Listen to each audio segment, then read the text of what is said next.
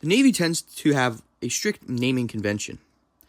It follows the route of something with the history of the United States, the Department of the Navy, be it a place, a person, a battle, or a body of water. But sometimes it goes, nah, I don't really feel like it. Or there's an occasion that trumps the rules. And in this video, we're going to take a look at a few cases. Undoubtedly, I have missed a few ships. So leave a comment with any ship of a weird name or a unique name that I may have missed from any Navy. Starting off with my favorite, USS Shangri-la. Shangri-la was an Essex-class carrier that served from 1944 to 71. Its origin dates back to when FDR was asked where the bombers from the Doolittle raid took off from, to which FDR replied, from Shangri-la. Of course, Shangri-la being a fictitious place from the book Lost Horizon, which was supposedly a utopia. The USS De Haven. Edwin Haven actually has 2 ships named after him in the history of the U.S. Navy. And while not shocking given that he's a naval officer, they tend to name ships after naval officers who have had, for lack of a better word, an illustrious career, or a notable event in their career. While his career relating to naval warfare wasn't particularly remarkable, it would be his work on the Grinnell expedition, which was in 1850, trying to figure out what happened to the Franklin expedition. The Franklin expedition, of course, being where HMS Terror and HMS Iris were sent to traverse the Northwest Passage. USS Churchill. While I don't think I have to explain who Churchill is named after, wink, wink, nudge, nudge, bulldog, Winston Churchill being a very prominent figure in the history of the world, he was never, obviously, a U.S. politician or a U.S. service member. He was the British Prime Minister during World War II. However, he was a close ally of the Americans, FDR's best friend, and his mom was American. So I guess that's enough to get a ship named after him. USS Canberra. Canberra was a LCS cruiser, also a Baltimore-class cruiser, and while you would think it's weird that a ship would be named, an American ship would be named after the Australian Capital Territory, it isn't actually. It's named after HMAS Canberra, which is named after the ACT. HMS Canberra was a modified Kent-class cruiser where she would serve with the Americans during the Battle of Savile Island. On August 9th, 1942, where she would hold her own along with the Americans against a superior Japanese night-fighting squadron. USS Randolph was an Essex-class carrier that would serve from World War II up until 1969, where she would be finally decommissioned.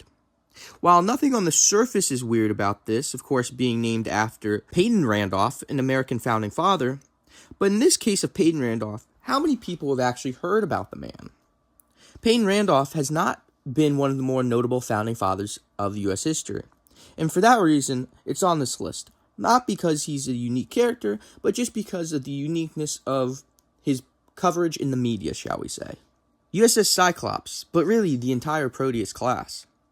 They're all named after Greek beings. They're all named after beings from Greek mythology. And albeit related to seafaring ones in the case of Proteus and Nereus, but there's still an odd set given them names given the U.S. Navy's history of naming ships up to this point. Kind of a waste, too, that they use such cool names on colliers, which are coal-carrying ships. Imagine a battleship with 16-inch guns being called USS Proteus. Pretty imposing and scary if you think about it. Although I'm sure the Royal Navy has somewhere named a battleship after some Greek god, and that's pretty cool. The Sullivans. Lastly, a bit of a tragic name and a story. The USS The Sullivans, not named after the Solomon Islands, like I've heard some people erroneously claimed. It was named after 5 brothers, Joe, Frank, Al, Matt, and George. They were lost at sea at the same ship in the same battle. They would all enlist in the Navy and serve aboard USS Juno, Juno being an Atlantic-class cruiser. Juno would be torpedoed by I-26. The torpedoes fired were intended for San Francisco, but instead found their mark on Juno. The explosion was apparently so big that many believed there was no way anyone could have survived. About 100 people survived the blast, including 2 of the Sullivan brothers. However, after days at sea, 5 survivors would later be picked up on the 20th of November, 1942. None of the Sullivan brothers ended up making it.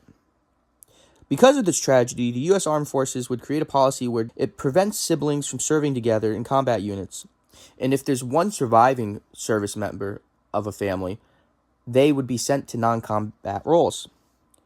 This policy would lead the way for the rescue mission of Fritz Neeland, a story that inspired the movie Saving Private Ryan But that's a story that's too long for this video. Thank you guys for watching. Hope you enjoyed it, and I'll see you in the next one. Peace.